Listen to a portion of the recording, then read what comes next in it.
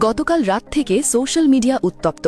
অভিযোগের তীরে বিদ্ধ করা হলো আমিরে জামায়াত ড শফিকুর রহমানকে। তার ভেরিফাইড এক্স হ্যান্ডেল বা টুইটার অ্যাকাউন্ট থেকে ইংরেজিতে একটি পোস্ট দেওয়া হয়, যার অর্থ দাঁড়ায় যেসব নারী ঘর থেকে বের হয়ে কাজে যায় তারা নাকি পতিতা। একজন জাতীয় নেতার অ্যাকাউন্ট থেকে এমন কুরুচিপূর্ণ কথা মুহূর্তের মধ্যে দেশ জুড়ে তোলপাড় শুরু করে। অনলাইন থেকে প্রতিবাদ গড়ালো রাজপথে। পোস্ট আসার সাথে সাথেই বিএনপি এবং ছাত্রদল যেন আগে থেকেই প্রস্তুত ছিল। তারা সত্যতা যাচাইয়ের কোনো প্রয়োজন মনে করল না। মুহূর্তেই সারা দেশে কর্মসূচি দিয়ে ডাক্তার শফিকের ক্ষমা প্রার্থনা ও বয়কটের ডাক দিল।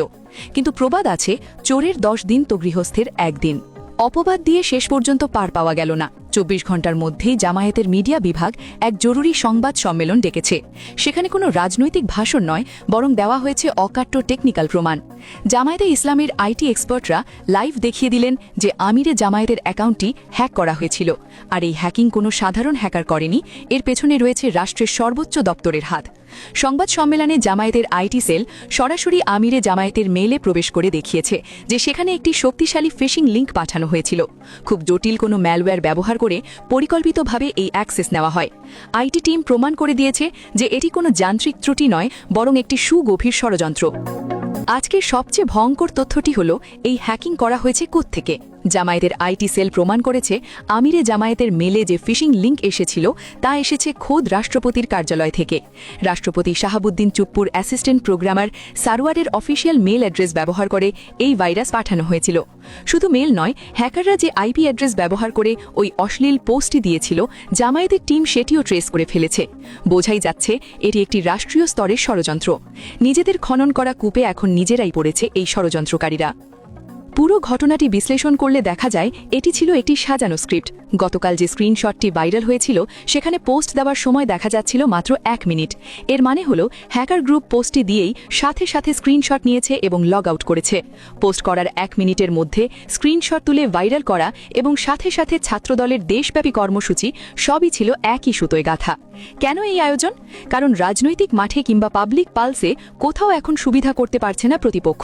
দেশ জুড়ে জামায়াতের যে জোয়ার শুরু হয়েছে তা রুখতে এখন তারা বেছে নিয়েছে অনলাইন ক্যারেক্টার অ্যাসাসিনেশন বা চরিত্র হরণের পথ। তবে এই ঘটনায় জামায়াতের জন্য অনেক বড় শিক্ষার বিষয় রয়েছে। যুদ্ধক্ষেত্রে চোরশত্রুর তলোয়ারের চেয়েও বর্তমানে কলম বা কিবোর্ড অনেক বেশি ধারালো। গতকাল যা ঘটল তাতে জামায়াতের আইটি টিমের দক্ষতা প্রকাশ পেলেও তাদের মিডিয়া সেলের চরম অদূরদর্শিতা ফুটে উঠেছে। হ্যাকিং হওয়ার পরপরই এটিকে জাতীয় ইস্যু করা উচিত ছিল, কিন্তু তারা দায়সারা একটি পোস্ট দিয়েই দায়িত্ব শেষ মনে করেছিল। তারা বুঝতেই পারেনি যে প্রতিপক্ষ ততক্ষণে জনমতকে বিপক্ষে নিয়ে গেছে। রাজনীতিতে দেরিতে টনক নড়া স্বাস্থ্যের জন্য ক্ষতিকর। সবচেয়ে বড় অভিযোগ, যেখানে রাষ্ট্রপতির দপ্তর থেকে ভাইরাস আসার, সেখানে জামায়াত এই তথ্যটি জনপরিসরে সময় মতো পৌঁছতে পারেনি। জামায়াতের এই পরিস্থিতি আমাদের মিশরের প্রেসিডেন্ট মোহাম্মদ মুরসির কথা মনে করিয়ে দেয়। মিডিয়া কুয়ের মাধ্যমে প্রচার করা হয়েছিল মুরসির স্বজন প্রীতি করছেন, তার ছেলেকে বিশাল বেতনে চাকরি দিয়েছেন। মিশরের মানুষ সেটা বিশ্বাস করেছিল, অথচ সত্য ছিল সেই চাকরি ছিল সম্পূর্ণ অবৈতনিক। কিন্তু মুরসি সেই তথ্য জনগণের কাছে পৌঁছতে পারেননি।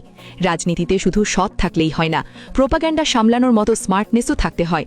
জামায়াতকে বুঝতে হবে এবারের নির্বাচনে নারীরাই হবে বড় শক্তি, আর সেই নারী ভোট ব্যাংক ধ্বংস করতে প্রতিপক্ষ এই জঘন্য চালটি চেলেছে। জামায়াতকে এখনই সিদ্ধান্ত নিতে হবে তারা কোন পথে হাঁটবে। তারা কি মুরসি মডেলের মতো সৎ কিন্তু মিডিয়া সেন্সহীন থাকবে, নাকি এরদোয়ান মডেলের মতো দ্রুত ও কার্যকরভাবে প্রোপাগান্ডা মোকাবিলা করবে? রাষ্ট্রপতির দপ্তর জড়িত থাকার বিষয়টি নিয়ে এখনই বড় ধরনের আইনি ব্যবস্থা এবং আন্তর্জাতিক তদন্ত প্রয়োজন। জামায়াতকে একটি র্যাপিড অ্যাকশন মিডিয়া সেল গঠন করতে হবে, যারা গুজব ওঠার 10 মিনিটের মধ্যে কাউন্টার দিতে সক্ষম। মনে রাখতে হবে, মানুষের মন জয় করা যেমন কঠিন, সেই বিশ্বাস ধরে রাখা আরও চ্যালেঞ্জিং। প্রিয় দর্শক, আপনাদের কি মনে হয় রাষ্ট্রপতির কার্যালয় থেকে এই ষড়যন্ত্রের বিচার কি হওয়া উচিত নয়? আপনার মূল্যবান মতামত কমেন্টে জানান। ভিডিওটি ভালো লাগলে লাইক দিয়ে শেয়ার করুন এবং আমাদের চ্যানেলের সাথেই থাকুন। ধন্যবাদ।